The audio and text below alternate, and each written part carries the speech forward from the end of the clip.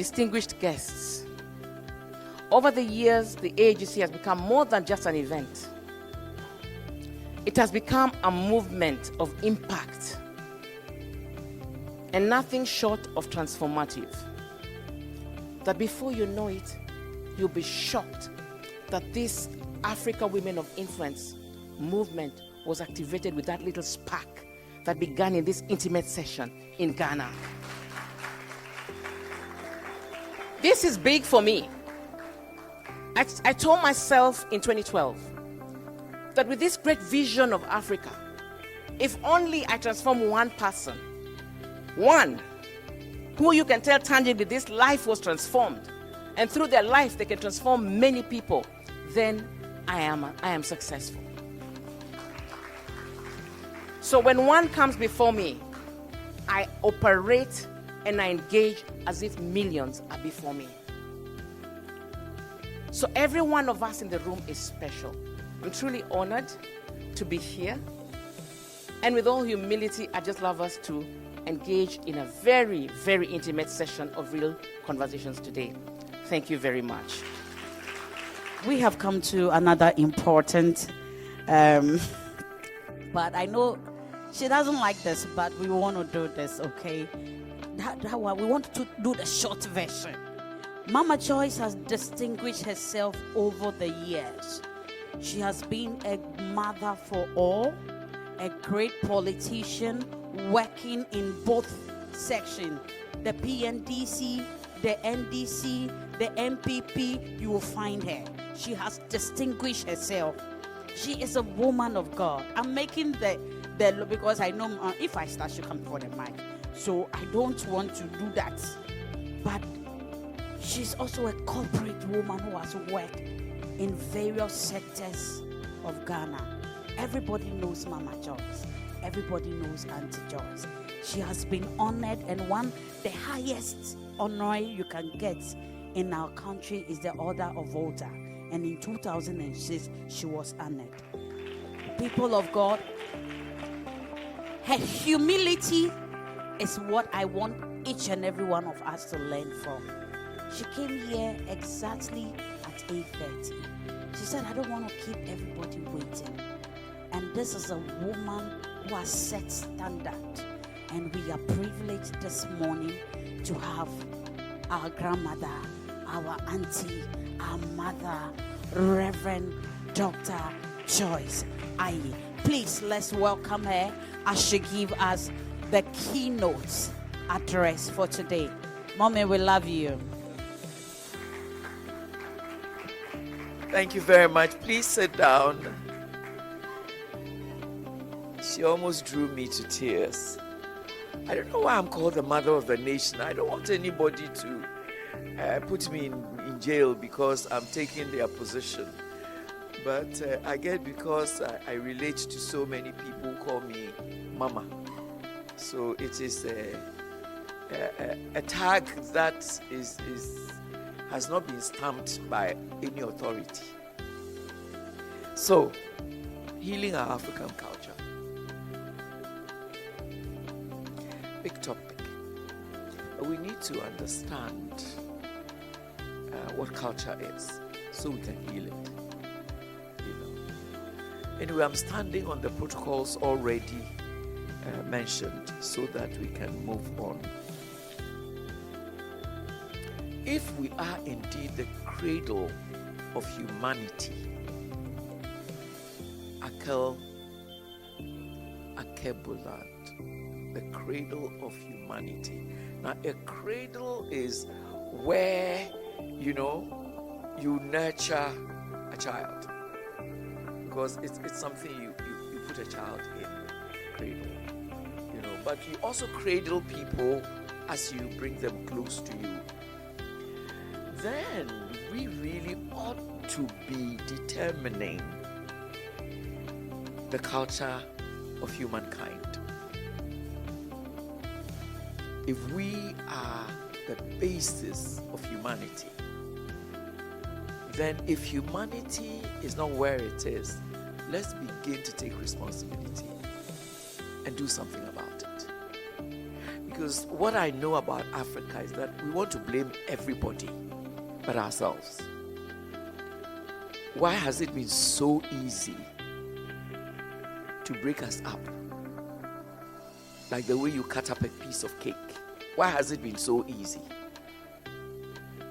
And since it's been done, why is it that we found it difficult to come together? Why do we find everybody else better than ourselves? I mean, okay, so somebody brainwashed you. Why can't you wash yourself out of it? Yeah. Yes. Wash yourself out of it. After all, as human beings, we can think. And I think that the blame game must end. If we're going to make any difference at all, we have to start from where we are. And we don't like where we are.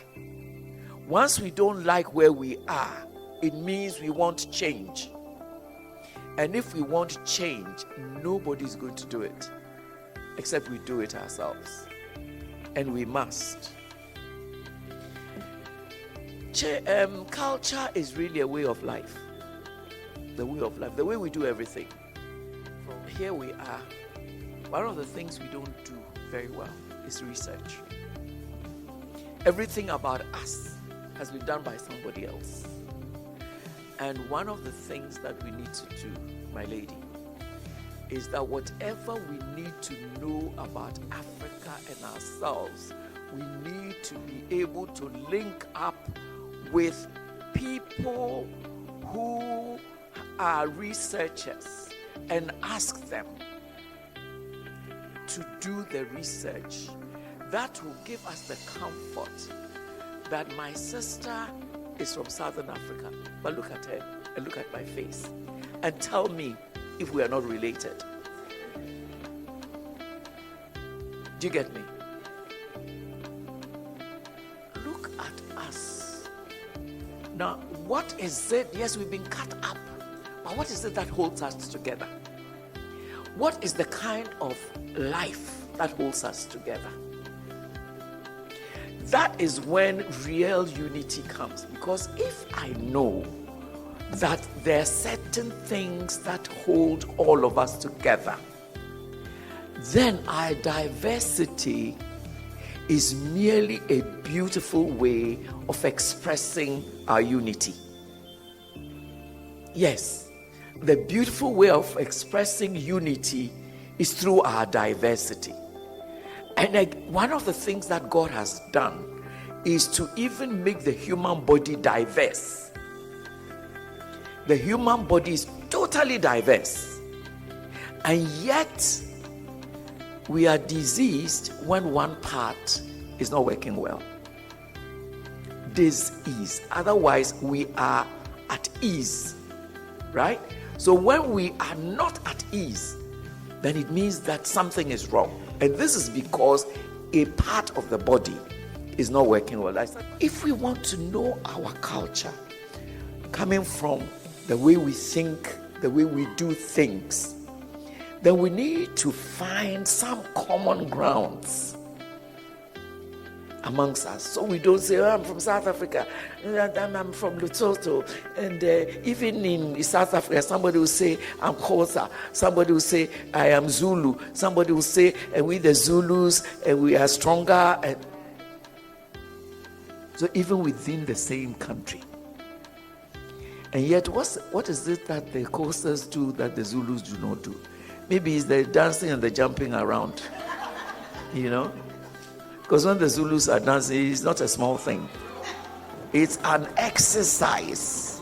The way they raise their knees, I attempted it once and almost broke my hip. So today, we have a threefold task.